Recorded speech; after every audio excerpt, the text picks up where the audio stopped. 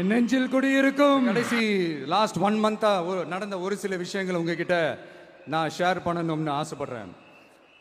இந்த 200 யூனிட் மின்சாரம் கட்டணமில்லா மின்சாரம் அறிவிச்சோம். அதில் ஆல்ரெடி இருந்த 100 யூனிட் திமுக கொடுத்தது கிடையாது.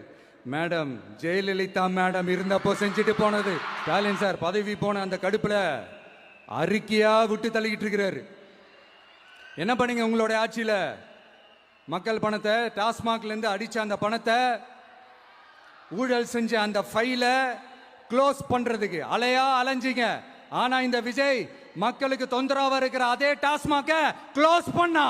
விவசாயிகளோட அந்த கடனை தள்ளுபடி மேக்சிமம் இந்த 1 மந்த்ல என்ன செய்ய முடியுமோ அதை செஞ்சான். மாடல் அரசுன்னு சொல்றீங்களே, அதுல என்ன செஞ்சு வச்சுட்டு போயிருக்கீங்க? ஒரு ஊரு விடாம ஒரு தெரு விடாம போதை பொருள் கலாச்சாரம் அப்படியே ஸ்ப்ரெட் ஆகி கொட்டி கிடக்குது.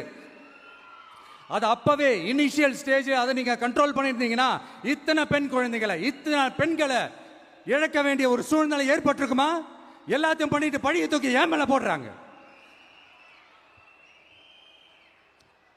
நீங்க என்ன பழி நம்ம மேல போட்டாலும் மக்கள் நிம்மதியா வாழக்கூடிய அந்த செயலை கண்டிப்பா இந்த விஜய் செஞ்சுதான் காட்டுவான். அதுக்காக தான் எஃபிஷியன்டான போலீஸ் ஆபீசர்ஸ் நான் அப்பாயிண்ட் பண்ணியிருக்கிறேன். எஃபிஷியன்டான அந்த போலீஸ் ஆபீசர்ஸ் டீம் நான் அப்பாயிண்ட் பண்ணியிருக்கிறேன். பெண்கள் பாதுகாப்பான அந்த சிங்கப்பெண் காவல் படை நெக்ஸ்ட் வீக் அதை இனாகரேட் பண்ண போறோம். தப்பு செஞ்சவங்களுக்கான தண்டனை, அதுக்கான சார்ஜ் ஷீட் எல்லாமே ரொம்ப ஃபாஸ்டா ரொம்ப ஸ்பீடா செய்யறதுக்கான அந்த வேலையை செய்ய சொல்லி இருக்கிறோம். கோர்ட்ல கூட தப்பு செஞ்சவங்களுக்கான அந்த கடுமையான தண்டனை வாங்கி கொடுக்கறதுக்கான அந்த வேலையையும் ரொம்ப சீக்கிரமா செய்ய சொல்லி இருக்கிறோம். அதனால நீங்க என்ன பழி நம்ம மேல போட்டாலும் உண்மையா உறுதியா மக்களுக்கு தேவையான எல்லா விஷயங்களையும் இந்த விஜய் செஞ்சு தான் காட்டுவான். உங்களுக்காக உழைக்க வந்திருக்கிறேன். உங்களுக்காக எல்லா விஷயத்தையும் நான் பார்த்து செய்வேன்.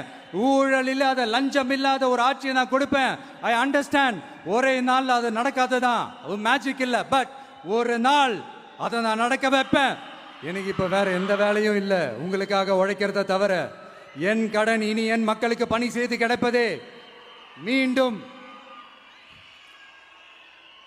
என்னை ஜெயிக்க வச்ச தமிழக மக்களுக்கும் திருச்சி கிழக்கு தொகுதி மக்களுக்கும் மீண்டும் என்னுடைய நன்றியை தெரிவிச்சுக்கிட்டு கான்பிடண்டா இருங்க. நல்லதே நடக்கும். வெற்றி நிச்சயம்.